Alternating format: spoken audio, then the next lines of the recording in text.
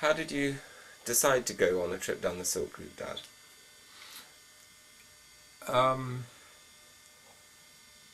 After the 3rd, 4th of June 1989 and the vigorous British government reaction to what was regarded as a very brutal suppression of democratic rights, the British government suspended all contacts of a military kind and really tried to suspend all contacts of any government kind. And so, though it was a very unpleasant time in China, it took 6 months before law and order really was restored. It wasn't until January 1990 that things began to get more or less back to normal. But still, it meant that for an ambassador of a Western country whose government was on non-speakers with the Chinese government, that I had, from a personal point of view, a tremendous latitude to travel the length and breadth of China. And so it was during that time that I did things that I'd never been able to do in all my years in China. I'd never, for example, been down the Yangtze to see the Three Gorges. I'd never been to the Silk Route to see the far west of China. I'd never been to Manchuria, to the northwest of China. Lots and lots of places which I had not been able to. So because there was relatively little business to be done, from a personal point of view, I enlarged my education enormously. So I retired, I was 60 in May 1991, and so, but the period from Christmas 1991 to the May, my retirement, then you're obliged to go at 60, I packed in as much as I could of things I had not done in China, that one of which was the Silk Route. Now, this is where Yingru Chang came in. He had, as Vice Minister of Culture, had enormous contacts with all the antiquities people in China. He had contacts all up and down the length and breadth of China in various cities who could look after us. So I conceived a plan with Ying that my wife and I would go, and we asked John, you, to come over from Japan and make 3 of us from the sort of western side. He was about my age, and of course a widower. Julia had died as a result of her hardship in the Cultural Revolution. He asked the brother of his daughter-in-law, that's rather convoluted. His daughter-in-law was a pop singer, one of the celebrated Chinese pop singers in the 90s, and was married to his son Ying Dan, who's now one of the foremost cineasts in China. I mean, he will be a name to conjure with in this 21st century. He's inherited his father's skill. But I'm just going to come out and sit back a little bit. Sit back that way a little bit.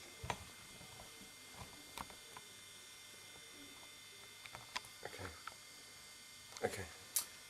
So we conceived a plan. We'd have a group of 6 to go to the Silk Route. So Ying's daughter-in-law's brother and his wife were there ready to look after him, and son John came to keep an eye on the oldies in case they got too impetuous. And that's why we were a party of 3 Chinese, 3 British, and all the arrangements were made by Ying so that we had hotels wherever we went. The plan was to fly from Beijing to Urumqi in the Xinjiang province.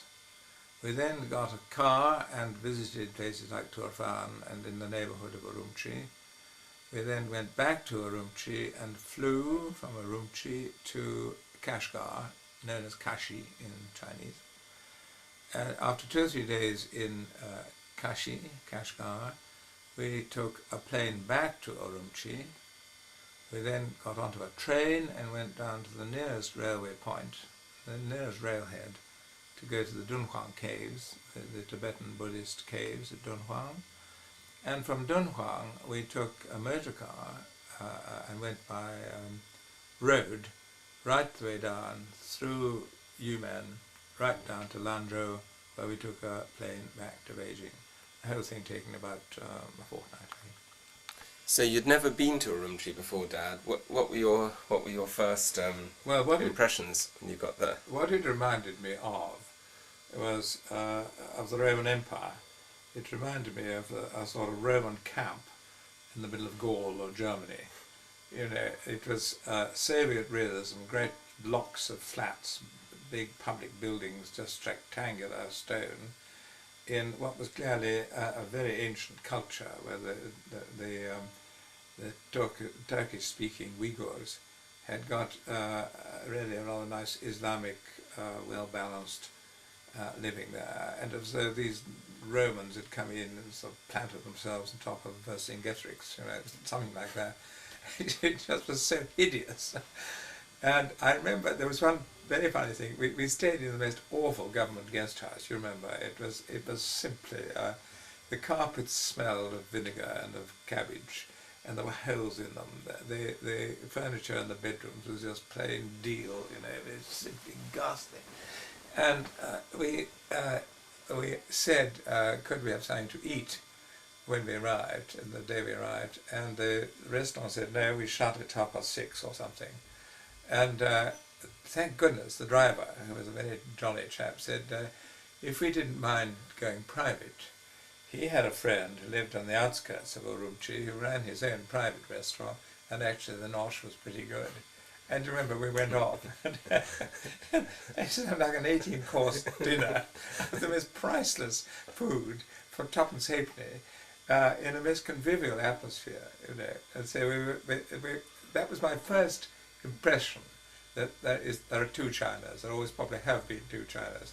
The China that the foreigner sees, the China that the regime would like you to see, and then underneath it there is the real China, and all the shenanigans that go on in a time of reform, because goodness knows what kind of corruption is going on the whole time. Yeah. And we had just that whiff of it, that if you know the right people in China, you can get to have a jolly good meal at a good private restaurant. I mean, I remember there we were, miles and miles away. The fridge was stocked with Coke, Green Spot, and the delicacies were the snails, where every single little snail had its shell clipped at the end, so you could suck the contents out. It was a connoisseur's delight.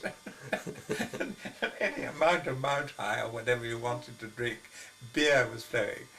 And exquisite food. I mean, it was really very good food, and it just kept on coming, just on and on and on. And when we got to Kashgar, did you notice that the Han Chinese were getting more nervous, or? No, on the whole, well, the trouble was, if I was with a government official, I was getting the treatment. So remember, we went to visit the local nomarch, or whatever the head man, who was a Uyghur, who just trotted out the party line, and all his minions were there trotting out the party line. But you felt that were never quite sure who was fooling who, because you felt underneath it, they were almost sort of going, nudge, nudge, wink, wink, you know, we're going to tell you this crap. But, you know, and you went out into the streets and you found the markets were going hammer and tongs. And remember, your mother went and bought thousands of carpets, not quite thousands, but she had 3 or 4 carpets, and men carrying them along for a goodly price. You know, there was a lot of horse trading going on. and remember, the market was full of knives and lethal weapons and all sorts of things. It was a frightfully good market. Remember, the men, the barber shops and the hats, cutthroat razors and the hats. And didn't we visit the cottage of somebody who was in the Great Game? Was it Young Husband or somebody like that? There was a. We may have done.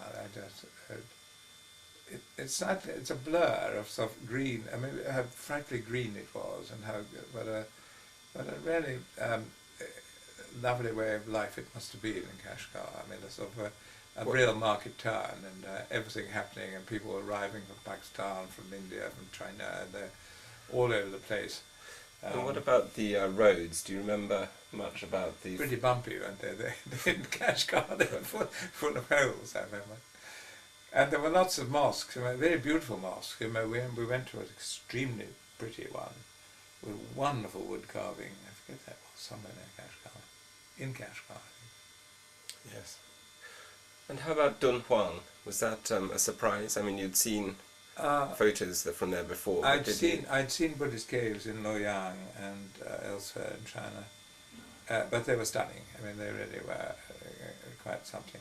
I remember the thing that struck me was there was a famous film director from Hong Kong, one of the Shaws, Run Run Shaw, in Hong Kong, and he, I always thought, had been a friend of Taiwan. And I remember, as we went into the Donghuang area, there was a large obelisk, and written round in both Chinese and English was a message saying, thanks to the beneficence of Run Run Shaw, he's just given something like $10 million for the restoration of the Dunhuang caves. And I thought, there again, this is the Chinese at play and at work. You know, you have a foot in Taiwan, you've got a foot in Hong Kong, but you make damn sure that you're contributing to the upkeep of the Dunhuang Tibetan caves. But they were stunning. I mean, the colours were great, and these pictures of flying, what were they called? Flying fairies? Not quite. But, you know, Devis. What? Devis, Devi. Devis, exactly. Well, yes. Yes. And did Mum enjoy it? Was she? Oh, in her heaven. She loves anything to do with architecture, archaeology, and history. So she wanted to examine every single picture, you know. We had a lot of banquets. Do you remember many of the? I did, except some they just went on for a very long time. And do you remember arriving at 9 in the morning and having a full? Oh, yes, a full banquet with Mao Tai. 9 in the morning. Is that right? Yes. Oh.